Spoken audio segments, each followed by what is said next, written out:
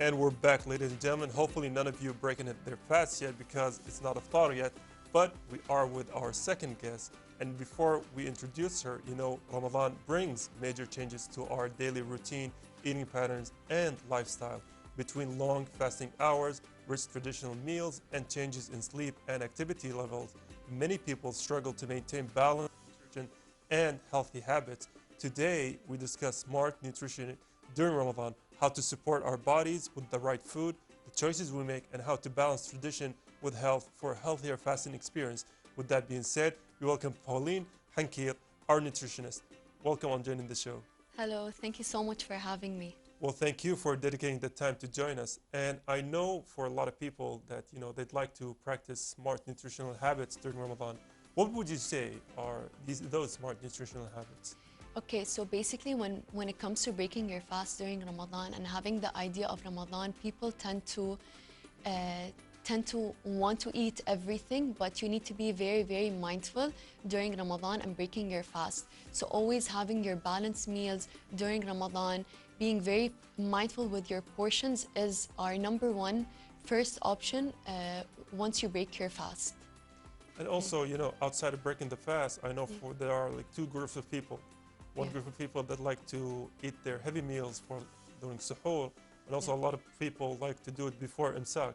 But when it comes to suhoor, you know, what would you say is the healthy alternative or healthy solutions to eating a healthy meal during suhoor so you can have a better fasting day afterwards? Yeah, so people don't really know that your suhoor is very, very important because it really matters the day after when you're fasting. So when you're having the right options and quality of food for suhoor, such as protein, healthy fats, fibers, they're very important rather than having processed foods, high sugar intakes to give you energy. That's actually false information, and our protein is actually gonna last with us rather than having a sugar spike immediately, and the next day we're actually going to feel hungry and tired and fatigued mostly.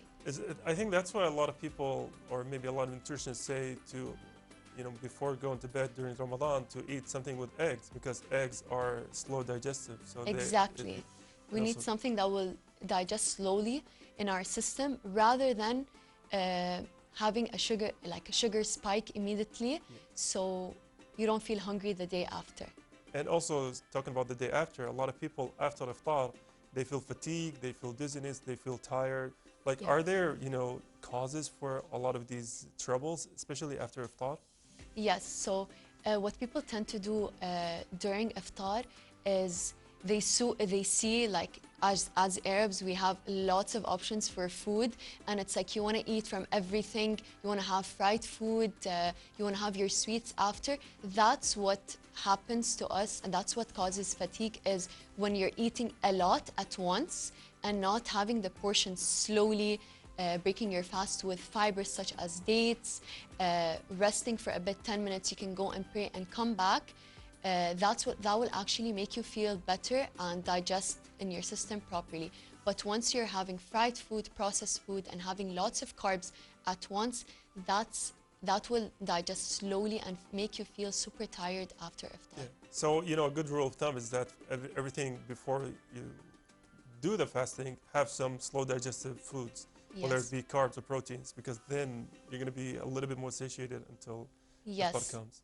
Yeah. So like having protein as our first meal option that will digest properly in our body and will make us feel so much better rather than feeling bloated and tired.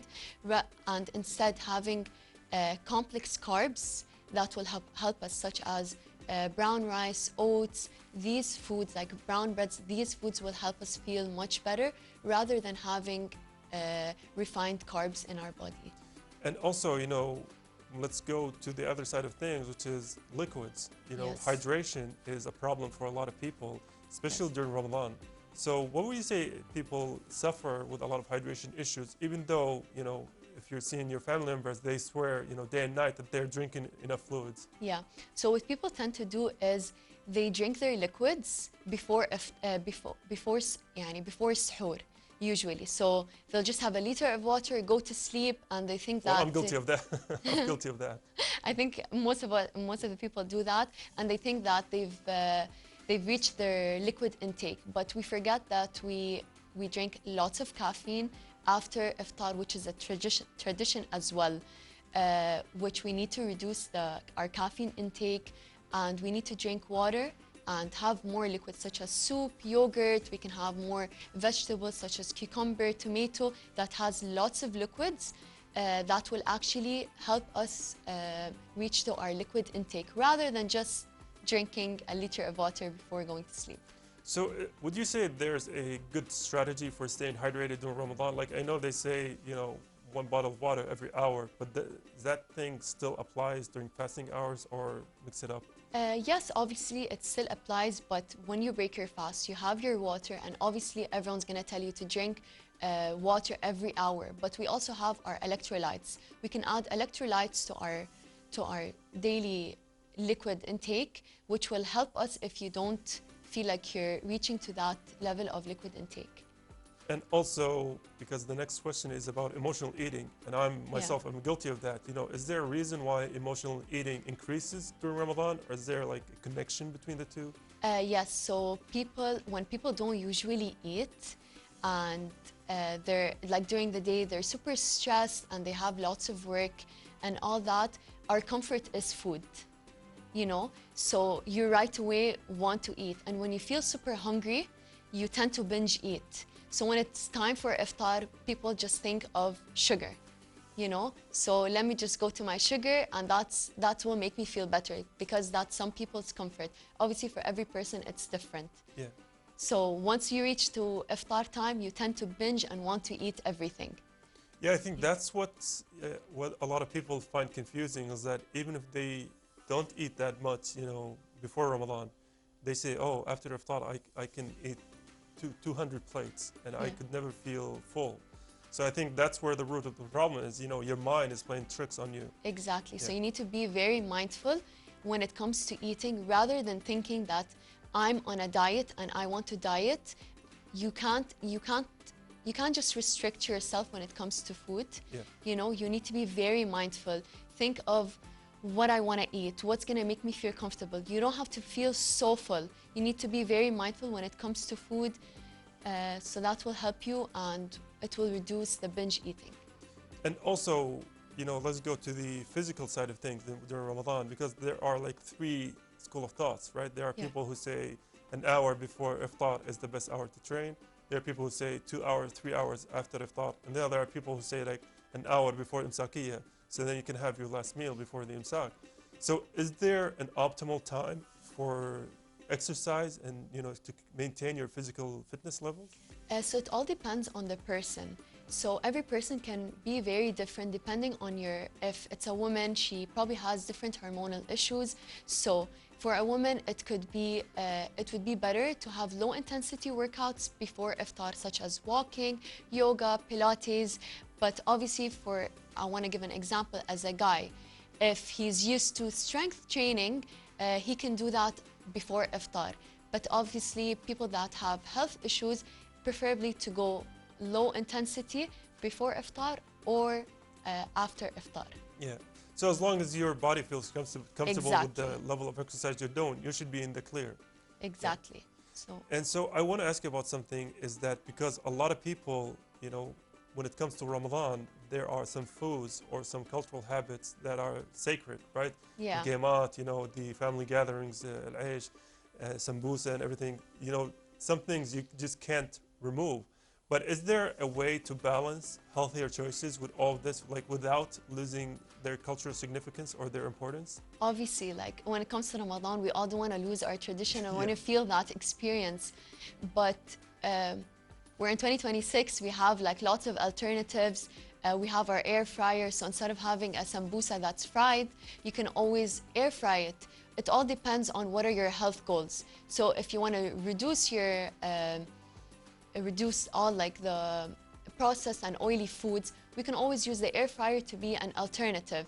Also, when it comes to desserts, we don't have to have big portions of it. You can always just you don't always have to limit portion size, being very mindful. So having a piece or 2 from a dessert, which will help you not lose the culture.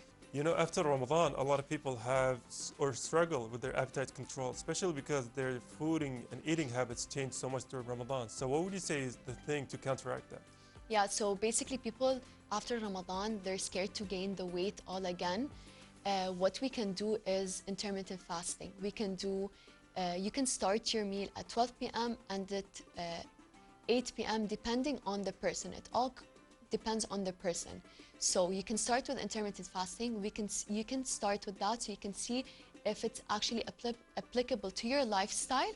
Okay, and if it works from there, that's gonna manage your weight from like gaining weight. So basically pay attention to how you're eating, your fooding habits, you know, be a good self-control kind of person. Yes, that's why we do intermittent fasting for people that are not able to control. So sometimes giving them a specific timing to eat during their day, that will help them, but it all depends on the person. For some people, it doesn't really work. For some people, that's really suitable for them. For other people, intermittent fasting might increase their cortisol levels. So it all depends on the person. It's a case-by-case kind of ordeal.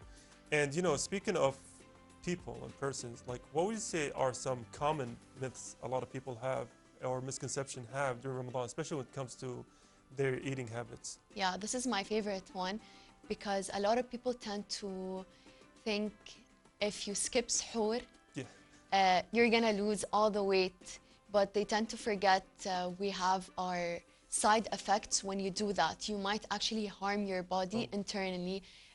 You might feel super dizzy the day after. You might not actually reach your protein intake during Ramadan. So basically for a lot of people is that they're not really, or they think they know what's best for them, but they're doing actively wrong things. Yes. Because I know a lot of my family members are like, oh, I'm not going to eat suhoor. I'm not going to eat bread for suhoor. I'm not going to eat this and that. Yeah. But obviously that's the wrong thing to do. Exactly. You need to be very mindful. Skipping meals is not always the best option.